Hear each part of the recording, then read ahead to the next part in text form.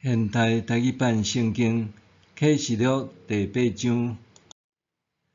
杨过开第7个封印的时，天静静约半点钟久。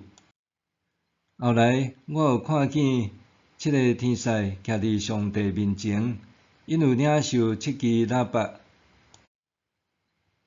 阁有一个天使来，手提金香炉，徛伫祭坛前，领受真侪香，通甲众信徒的祈祷做伙献伫宝座前的金祭坛顶。香的烟甲信徒的祈祷，对天使的手请到上帝面前。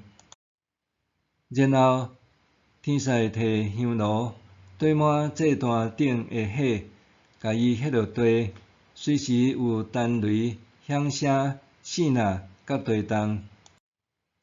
也7支喇叭的7个天使准备好势要焚。头一个天使焚伊的喇叭，随时有炮甲火掺火迄落地，地的1/3烧去，树木的1/3烧去，所有青翠的草拢烧去。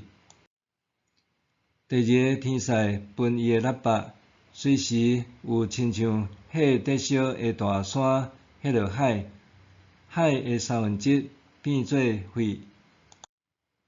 海面的外面1/3死去，船只的1/3损坏。第三个天使焚伊的喇叭，随时有一粒大粒星对天顶落落来，亲像跌倒的火把落伫1/3的江河甲所有的水泉。这粒星的名叫做苦兄，1/3的水变苦，真侪人因为这个水死去，因为水变苦。第四个天使焚伊的喇叭，日的1/3、月的1/3、星的1/3拢受攻击，直到日、月、星的1/3变暗，日是1/3无光，暝是嘛1/3无光。后来我看，有听见一只伫空中伫飞的鹰鸟，大声叫讲：惨啊！惨啊！住伫地上的人惨啊！